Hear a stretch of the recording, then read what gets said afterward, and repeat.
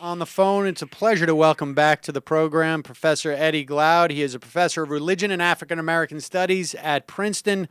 Welcome back to the program, Professor. It's always a pleasure to dialogue with you, Brother Sam. So now, exciting. We are on the cusp of a 50-year anniversary of the March on Washington for Jobs and Freedom, and it's The march is, I think, at this point, most famous for Martin Luther King's "I Have a Dream" speech.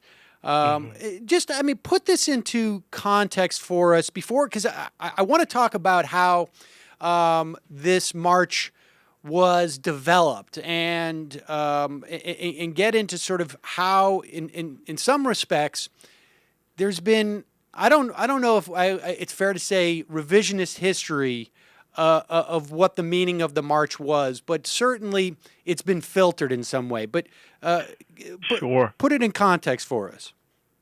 Well, I mean, I think it's important to understand the history of the March on Washington. It comes out of the March on Washington movement, which lasted from 1941 to about 1946.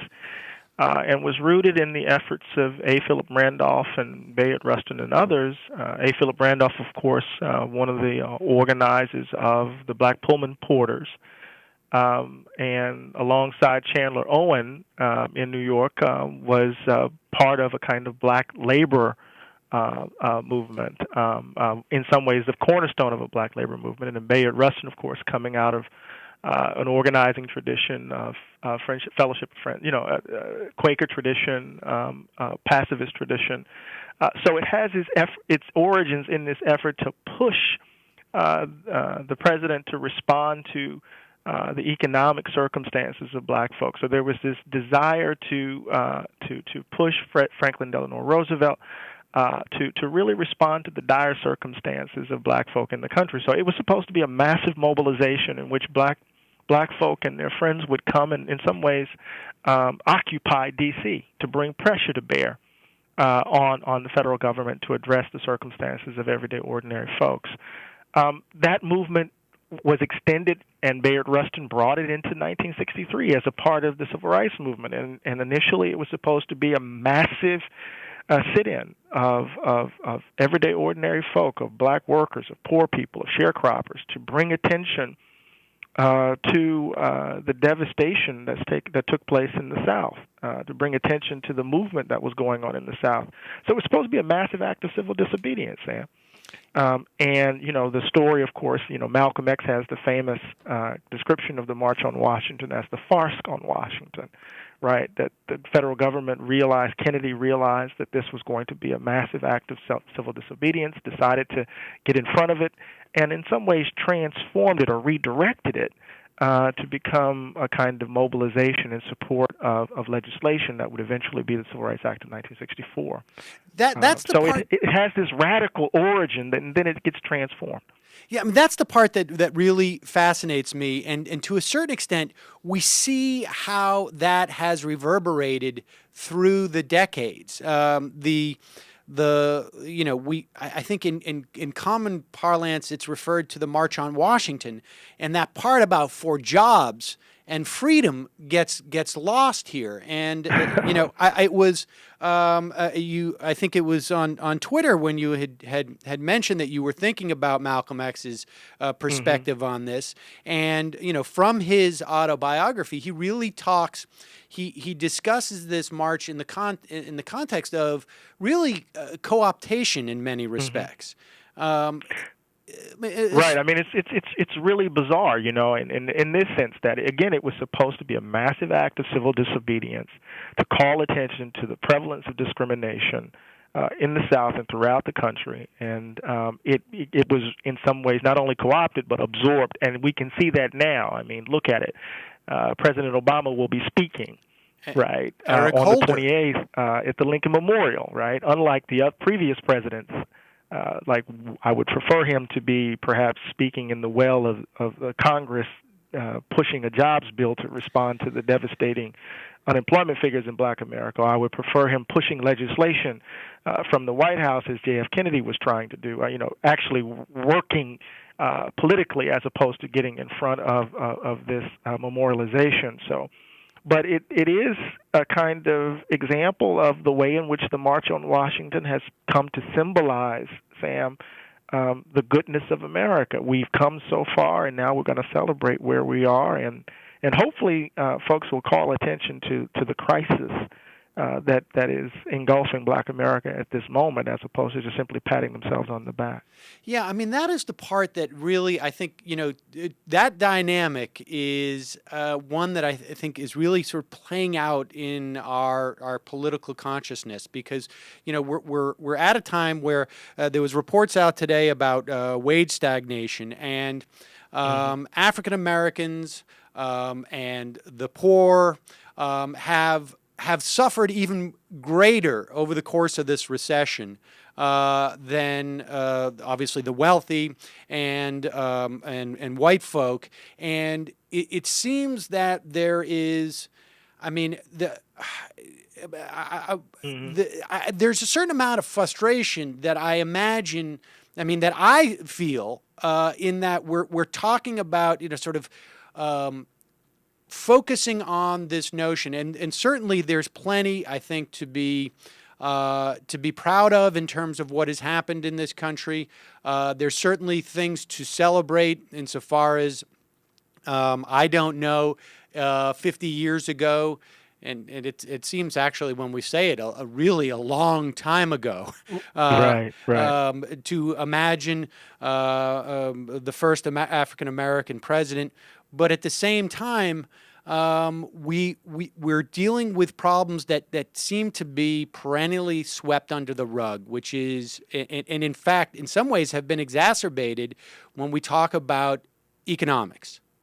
Well, Sam, part of, and you know this, I've been following you for so long. I think you feel the same way that I feel, and that is that there has been a kind of marginalization of genuine progressive and radical tradition in the United States. That what stands in for a radical voice, progressive voice, is really a kind of center-left voice. And this has really taken place within the context of the Black freedom struggle and how we narrate that struggle in the current moment. So what we really have standing in for the best of the Black freedom struggle in the U.S. is a kind of Black liberal narrative, which really takes as its point of departure, right, a kind of baseline inclusion into the status quo, and what we see as the result of that is that folks who are on the margins, folks who are in the shadows, get left out. And so part of what we do know is that we still have a double-digit unemployment in African American communities. In some areas it's not just simply 13%. Nationally, in some areas, it's close to 18%. Some areas, when we talk about African American men, it's close to 50%. When we think about what happened in the foreclosure crisis, that really has had as at its root a kind of discriminatory practice in terms of Black folk and brown folk being pushed to these subprime loans. We see that the devastation in terms of just simply the loss of homes. Right, when we see who's taking advantage of food stamps, who's taking advantage of government assistance as they try to cut it, particularly in relation to sequestering, you see Black women and Black children, right, suffering disproportionately, Black and brown children, poor people suffering disproportionately. So it becomes a very difficult thing to stomach, right, when we find ourselves in this celebratory mode, when we see so much suffering, right, afoot in the nation, right? And so part of what we have to do in this moment around the celebration of the March on Washington is call attention to not only what was present, but what is absent in that celebration. People focus on King's I Have a Dream speech, and they really just reduce it to the I Have a Dream portion of it, which was really something he's delivered. It was kind of a shtick that he had been delivering prior to that moment, such that Mahalia Jackson can yell to him during the speech, "Tell him about the dream, Martin," right, which is this kind of performative moment. But before he gets to that, what is he saying? We've come to cash a check. right? He's talking about jobs. He's talking about discrimination. He's talking about structural realities that limit the life chances of people of color, right? What do we need to? I'm sorry, I'm going on and on. No, no, Sam, no. I mean, I'm sitting here nodding because, to a certain extent, I have, been wrestling with this sort of ambivalence. And when it was announced this morning that Eric Holder is going to be speaking there, on one hand, I think the Department of Justice has been pretty good on balance, and maybe even beyond that, in terms of voting rights and dealing with the sort of the intense push by the Republicans to disenfranchise black people from voting, aided and abetted by the Supreme Court. On the other hand, not only were black folk steered into subprime mortgages, there was a conscious effort to prey on people in black communities, particularly poor communities who were not financially literate, where the mortgage services took advantage of them. And we have seen virtually nothing from the administration, from Eric Holder, who is in the position to do all of these things, and to hold these mortgage services, these banks to account. And so I have this intense ambivalence. And when I read, reread Malcolm X on this march, where he talks about, that the Kennedy had brought to the White House the leaders of some of the biggest black organizations at the time and said, look, I'm a little concerned about this. Do you guys have control of this? And they said, well, actually, this is not us. And there's this move to sort of co-opt this energy and funnel it in a way that is manageable in some fashion.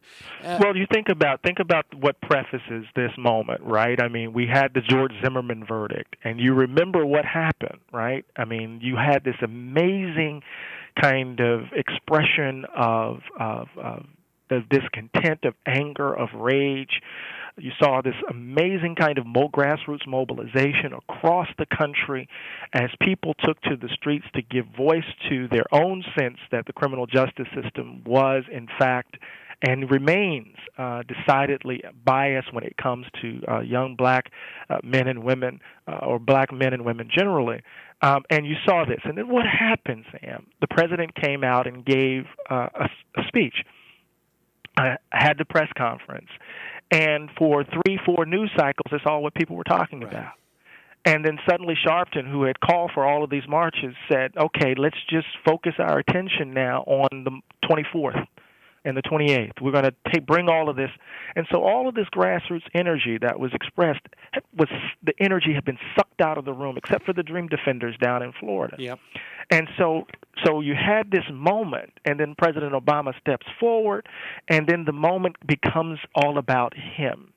And what do we get from this, right? We see that by any statistical measure, Sam, under this presidency, black life has not improved. In fact, it has gotten worse by any statistical measure.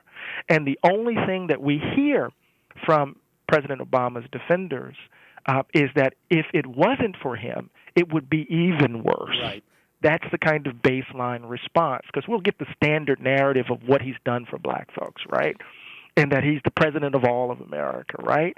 But what you see very clearly, in my view, is the demobilization of a black radical tradition as all of the energies get sucked up into this standard liberal narrative about the black freedom struggle, which eventuates in President Obama's ascendancy, or whether it's Attorney General Holder's presence in the Justice Department, while on the ground, everyday ordinary people are suffering in unimaginable ways. And so part of what we have to do, and what I love about this segment in your show and what you always do, is that we have to activate progressive energies.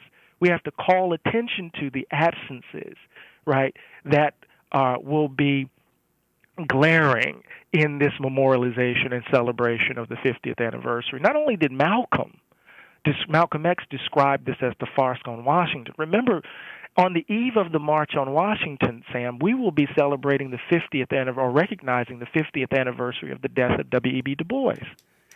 And Du Bois, that towering African-American intellectual, quit America. He died in Ghana.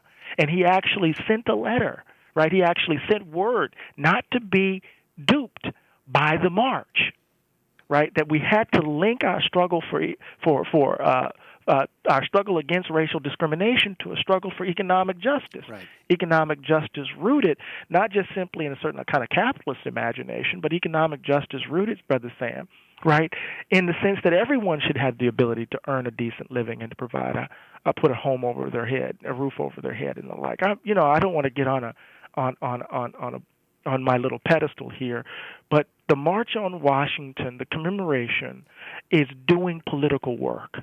And we need to understand clearly what kind of political work this commemoration is doing. Exactly. And as progressives, we have to intervene, and we have to re-narrate this moment. We have to tell a different story about what this march actually represents.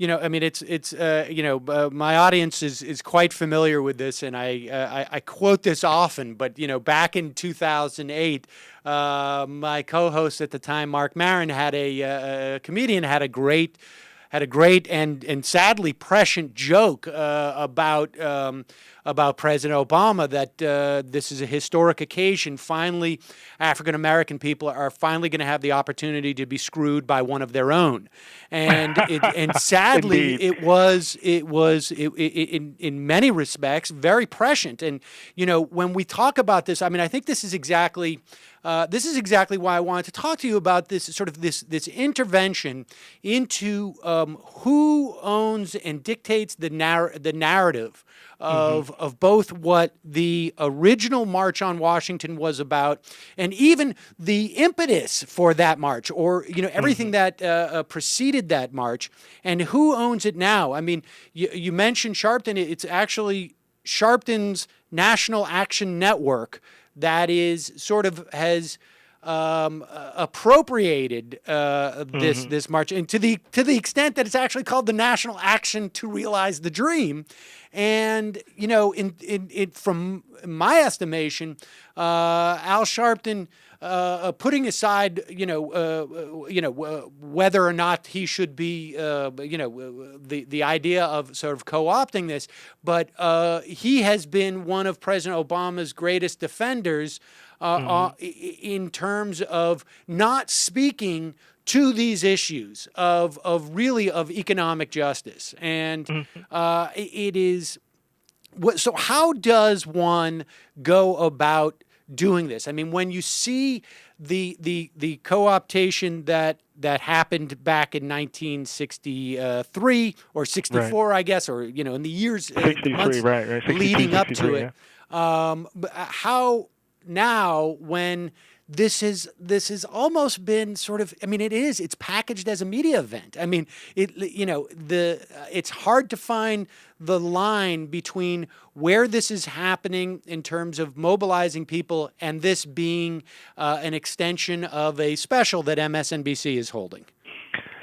Man, you hit it right on the head. It's hard. It's hard to stay away from your liquor cabinet in these times, right? Yeah, it's really, exactly. It's really dark out here. And in some ways, the march is going to be a coronation of Reverend Sharpton. And I've worked with Reverend Sharpton in the past on his radio show as a commentator, but I've been just profoundly disappointed in the way in which, to put it crudely, he's just situated himself as carrying Obama's water in relation to the devastation that's taken place in the community. So part of the work that we have to do, Sam, is exactly what you're doing.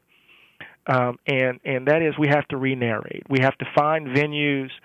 Because of the fragmentation of the media market, we can do all sorts of things to begin to tell different sorts of stories, and understand that it's going to be difficult to break through the white noise, to break through the overarching narrative that's being put out there. But we have to do this sort of work. We have to do this sort of grunt work. And I bring this up because part of what's so beautiful about the March on Washington in '63 is that, and in the March on Washington movement from 41 to 46, is that it reflects the best of the organizing tradition. Folk have to ask the question, how did all these folk get there? right? I mean, it wasn't just because somebody put out a call on MS. They didn't have MSNBC, right? Somebody had to organize. Folk were organizing in their local communities. Folks were engaged in the on-the-ground grunt work, trying to mobilize their communities to respond to the conditions of the day. And what's beautiful about the March on Washington, even in '63 when it was co-opted by King, is that it was a clear evidence that the nation, hundreds of thousands of people, black and white, came together and in a public moment declared that Jim Crow in the South was wrong, was evil. And to that extent, that's a good thing. So part of what we have to do is begin to lift up that organizing tradition, lift up the possibilities of genuine interracial coalition, and begin to give voice to what that needs to look like, what that might look like in our current moment. But all that's to say that we're going to be doing that against a very strong headwind. Right, and I can only tell you, man, it's very difficult to have the kind of criticism that I have or the critique that I have in this moment. People will jump on you and call you a traitor. That is you're just hating.